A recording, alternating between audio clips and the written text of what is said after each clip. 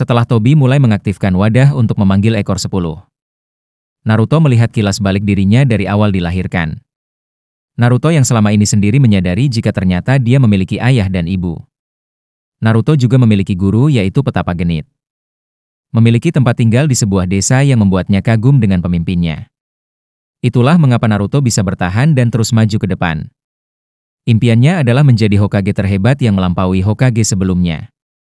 Disinilah saatnya dia menunjukkan itu. Naruto langsung menyerang Tobi dengan Rasengan.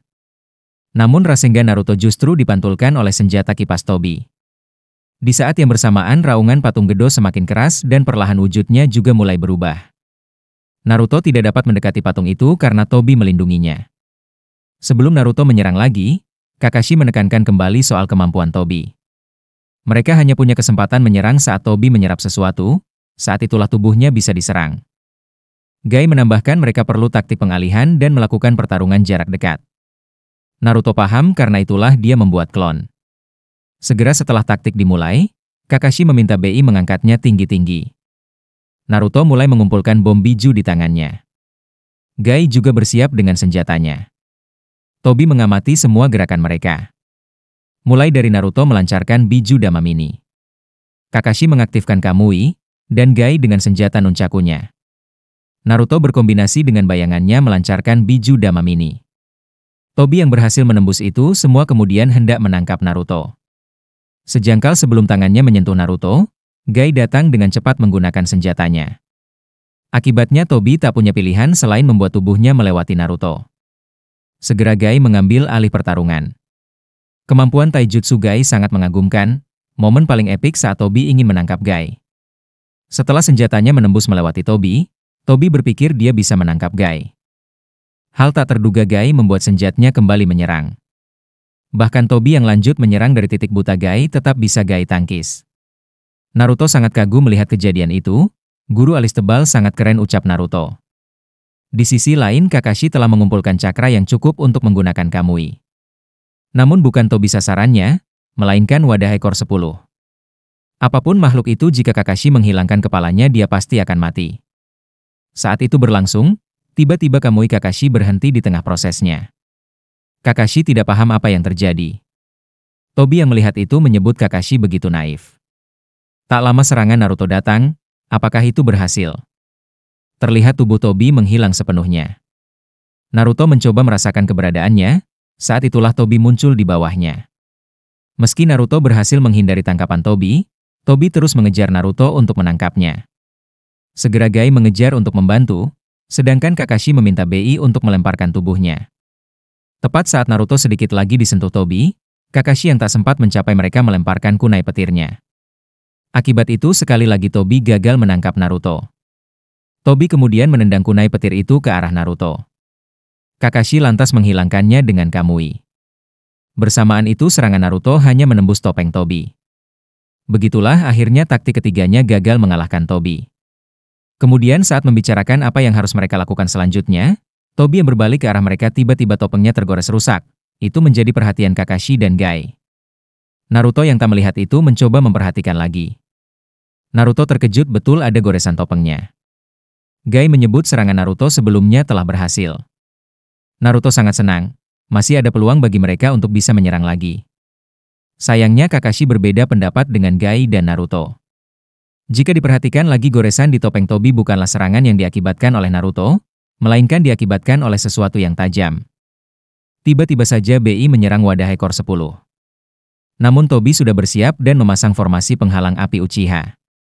BI yang menyerang tangannya terbakar oleh penghalang itu. Sekarang mereka tidak bisa melakukan apapun pada wadah ekor 10.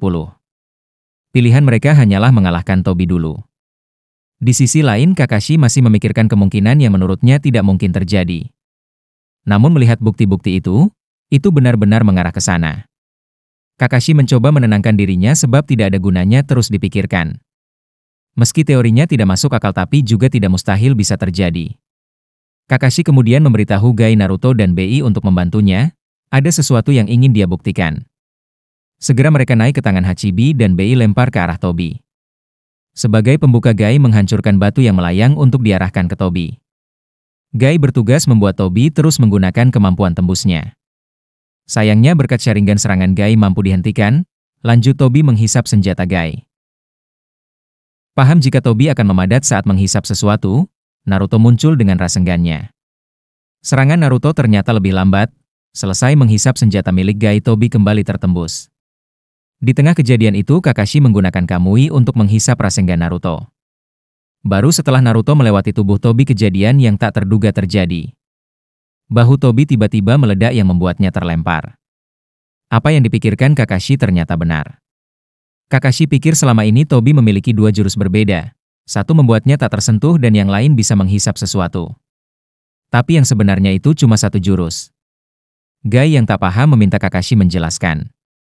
Jutsunya sebenarnya adalah ruang dan waktu. Pertama goresan pada topeng, itu hasil kunai milik Kakashi yang dia serap menggunakan Kamui. Supaya yakin Kakashi melakukan pembuktian lain, bahu kanan Tobi saat ini itu disebabkan Rasengan milik Naruto yang dia serap dengan Kamui. Kesimpulannya, jutsu ruang dan waktu milik Tobi terhubung dengan ruang yang digunakan Kamui Kakashi. Gai terkejut bagaimana bisa jutsu mata mereka bisa terhubung. BI juga penasaran apakah semua jutsu ruang dan waktu bisa terhubung oleh semua penggunanya. Kakashi menjawab jika itu tidak terhubung. Kasus ini hanya terjadi antara Tobi dan Kakashi. Kakashi menambahkan, informasi mereka mengenai Tobi bisa menembus itu salah. Sebagai contoh saat Naruto menyerang dengan tinjunya dan menembus kepala Tobi, yang sebenarnya terjadi adalah Tobi mengirim bagian tubuh yang terkena serangan ke dimensi lain. Lalu hampir bersamaan Kakashi yang menyerap kunai dengan Kamui keluar di dimensi tempat Tobi menghilangkan sebagian tubuhnya. Itu juga yang terjadi pada Rasengan Naruto. Tetapi yang menjadi pertanyaan adalah bagaimana jutsu mata ruang dan waktu mereka bisa terhubung. Gai yang terpikirkan seseorang ingin memberitahu Kakashi. Namun Kakashi langsung bertanya dari mana Tobi mendapatkan mata itu. Tobi menjawab saat terakhir Perang Dunia Shinobi terjadi, tepatnya di Jembatan Kanabi di mana Kakashi mendapat julukan pahlawan Sharingan. Tobi berkata ke Kakashi sudah terlambat menyesali sesuatu sebab kenyataan terus maju dengan kejam. Seharusnya Kakashi paham karena sudah melihat kenyataan kejam itu dengan matanya. Tidak ada harapan di dunia ini yang bisa terkabul. Karena itulah Tobi ingin menuntun semua orang ke mimpi Tsukuyomi tak terbatas. Gai mencoba menenangkan Kakashi yang termakan perkataan Tobi. Naruto kemudian membalas Tobi, dia masih saja mengoceh tentang dunianya di alam mimpi. Bagi Naruto dia tetap tidak akan melepas mimpinya menjadi Hokage di dunianya saat ini, sebab begitu banyak orang yang percaya padanya. Tobi membalas bagaimana jika Naruto kehilangan kepercayaan itu, kehilangan apa yang telah dipercayakan orang-orang padanya. Apa yang Naruto pikirkan tentang dirinya? Jika kau menunda atau menutupi masalah dengan kata harapan, yang menunggu hanyalah kenyataan hampa.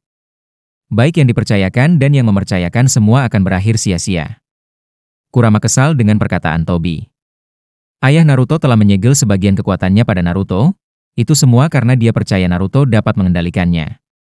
Sekarang itu benar-benar sudah terjadi. Kurama kemudian meminta bertukar tempat dengan Naruto, ada yang ingin dia katakan pada Tobi. Kurama membalas Tobi, apapun yang dia katakan itu tidak akan berlaku pada anak ini. Hokage keempat telah mempercayakan anaknya padanya, bukan hanya bisa berteman dengannya, Naruto juga telah menguasai kekuatannya. Hokage keempat menyegel dirinya pada Naruto sebagai kekuatan untuk menjatuhkan orang-orang seperti Tobi. Kurama menyemangati Naruto dia tidak akan gagal. Segera bentuk mode cakra Kurama pada Naruto mengalami perubahan. Sekarang Naruto menjadi lebih kuat lagi menghadapi Tobi.